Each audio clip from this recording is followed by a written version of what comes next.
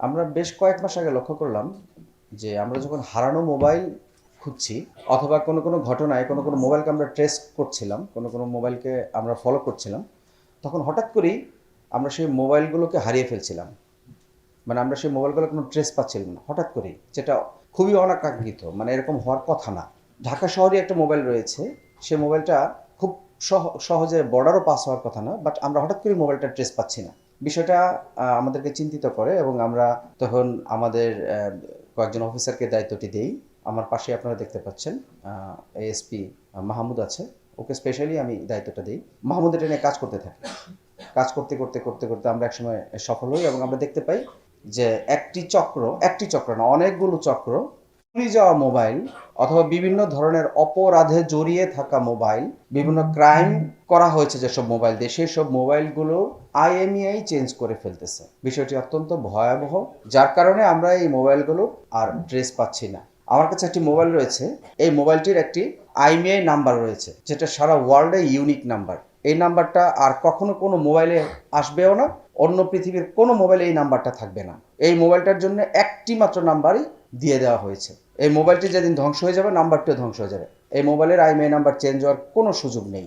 কিন্তু আমরা যে চক্রটিকে অ্যারেস্ট করতে সমর্থ হয়েছি, সেই চক্রটি এই মোবাইলটির, আমরা এরকম বেশ কয়েকটি মোবাইল উদ্ধার করেছি, এই মোবাইলটির আইএমইআই নাম্বার চেঞ্জ করে ফেলেছে। এখন এই মোবাইলটিতে তার পূর্বের যে অরিজিনাল আইএমইআই নাম্বার সেটি আর নাই। আর বর্তমানে এই মোবাইলে যে আইএমইআই নাম্বারটি রয়েছে, সেটি যদি আমরা আবার সার্চ দেই, খুঁজতে যাই, তখন দেখাচ্ছে যে এই নামে কোনো মোবাইল পৃথিবীতে নাই। তার মানে হলো এই মোবাইলটি দিয়ে যদি কোনো অপরাধ করা হয় বা এই মোবাইলটি যদি চুরি করা হয়, তাহলে এই মোবাইলটির আইএমইআই চেঞ্জ করার মানে হলো এর অরিজিন চেঞ্জ করে ফেলা হয়েছে।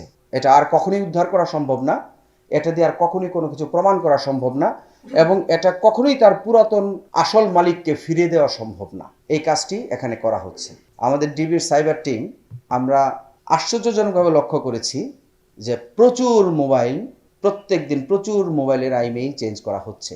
যার প্রেক্ষিতে গতকালকে সন্ধ্যায় আমরা একটা অপারেশন করি গুলিস্তান এলাকায়। একটি দোকান থেকে আমরা একজনকে অ্যারেস্ট করতে সমর্থ হই এবং 5টি, আমরা এটাকে কাটা মোবাইল বলতেছি এখন, যার আইএমইআই কেটে ফেলা হয়েছে, সেই আইএমইআই কেটে ফেলা মোবাইল 5টি মোবাইল আমরা উদ্ধার করেছি এবং বেশ কিছু মোবাইল যেগুলোর আইএমইআই চেঞ্জ করা হচ্ছিল, হওয়ার জন্য জমা হয়েছিল, সেই মোবাইলগুলো আমরা উদ্ধার করেছি।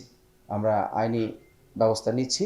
আপনাদের মাধ্যমে সমগ্র ঢাকাবাসীকে আমরা একটি অনুরোধ করতে চাই যে আমাদের এই টিম এখন এই চক্রগুলোকে ধরার জন্য ব্যাপক অভিযান পরিচালনা করবে।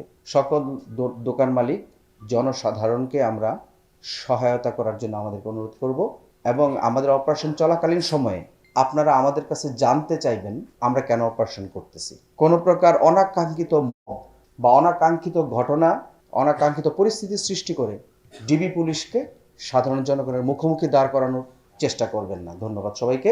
আরেকটি কথা যোগ করতে চাই, আমরা এই ক্ষেত্রে দুটো সফটওয়্যার পেয়েছি।